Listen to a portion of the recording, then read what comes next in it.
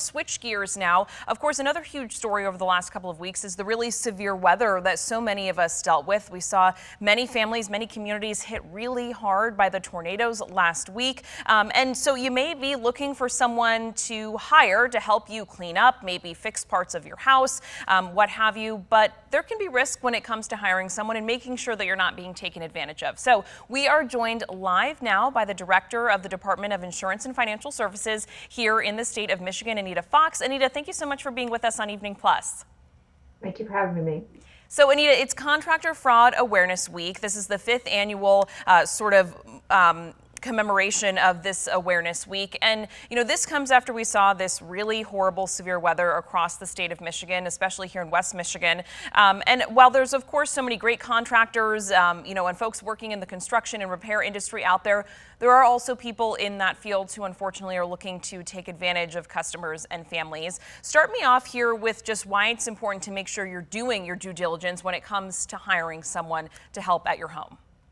Well, you're exactly right. There are a lot of reputable contractors, but unfortunately, whenever there's any kind of disaster or a storm, it also brings out the scammers. And you've got families that are already anxious to get their property repaired, to get their families, back in their homes, back to normal. And the scammers will take advantage of that. They will try and pressure folks into agreeing to work without all the kind of safeguards that you should have in place before you do that. So our message is you want to stop and think, because you don't want to add to your misery after you've already had such an incredible loss. We want to make sure that people are thinking about the contracts that they may be entering into and making sure that they're dealing with reputable people to get their property repaired. Absolutely. Taking that time to just look at what you're getting into. And we're going to get into sort of tips and advice in a moment. But what are some of those common signs of fraudulent activity that if people see some of these things, they should, pump the brakes and probably take a step back? So some of the red flags I tell people to be aware of are, first, if they pressure you to sign quickly, to agree to something quickly. I'm in your neighborhood, and unless you do it right now, it might be months before you are able to get this repaired or at a different price. Those kind of pressure tactics and time taxes are designed to make sure that you just enter into a decision before you had time to think about it. If they claim to work for the government or your insurers, you need to verify that. Very infrequently would someone come to your door and say, I'm from the government, or I'm your insurer, just checking on you. Demanding upfront cash payment through a cash app like Venmo or PayPal or cash. That's another sign, because then how do you make sure that the work is done or get your money back if it's not done or done to your satisfaction? Refusing to show their ID or license if you ask for it. Those are all the kind of things that should make you wonder, am I really dealing with someone who's going to give me what I paid for in a timely manner and in a good and workmanlike way?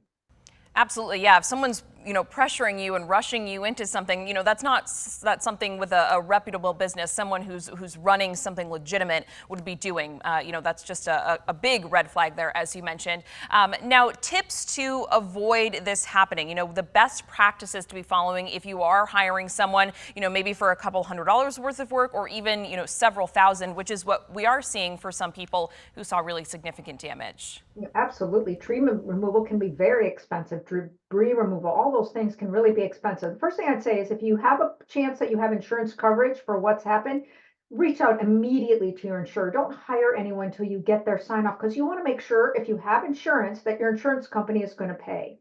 The second thing is, I'd never pay cash up front. That's just a way to lose all your leverage in making sure the work gets done. Verify licenses, insurance, check for references, the kind of things you do in most transactions.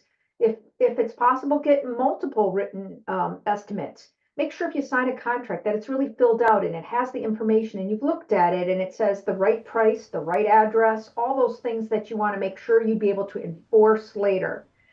Be present during inspections and repairs if you can be.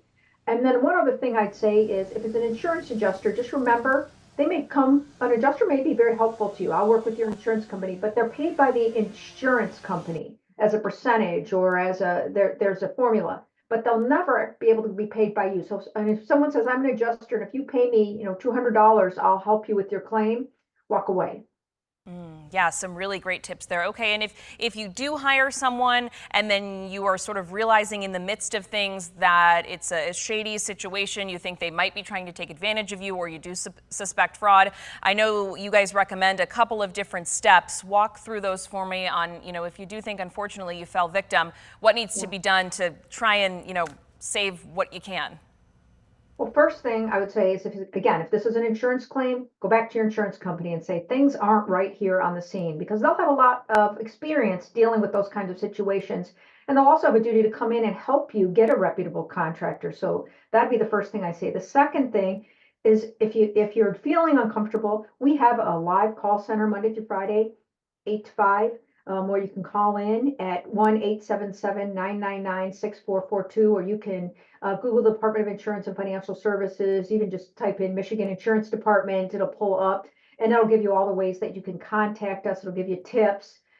In the meantime, I take photos, videos of damage, of what they're working on, so that you have a record that you can say, look, this is what it looked like before. This is what's happening. Keep the paperwork, keep track of who you talked to and what the promises have been made. Make sure you get everything in writing.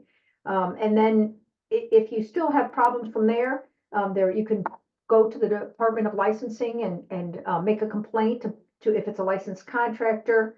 But my best advice is don't get yourself in this situation. Take all those precautions up front and avoid these kinds of situations. Yeah, absolutely. I so appreciate you walking us through all of this. Of course, this is such a daunting situation for so many families and communities, but, the worst thing to do is then get yourself in a pickle, with some sort of a contractor or someone that you're hiring. Anything I haven't asked that you want families at home who may be dealing with this situation to know if they are looking to hire some help? One thing I'd say is, again, make sure that you are getting the names, the affiliations, verify licenses, work with a licensed contractor if you can. Keep track of what's being done on your property. Slow down. I know everybody wants to get things done right away, but again, it's better to get it done right than have an empty promise. If you need to take some repairs kind of in the middle, make sure that your family's safe. Make sure that you're protecting your property. Keep the receipts for that. Those might be reimbursable on your insurance. So if you have to stop the emergency, kind of measures, and you have to make sure the water's not flowing in, or that there's a tarp on your roof, by all means do those while you work those other things out. First thing, stay safe, protect your property, and then work on these things as you go forward. Great. Director Anita Fox with the Department of Insurance and Financial Services. I so appreciate your time and your resources and expertise. And we had the phone number up for your department up on our screen as well if folks are looking for more help or more resources. Thank you so much for speaking with us here tonight. Thank you, and I hope everyone stays safe.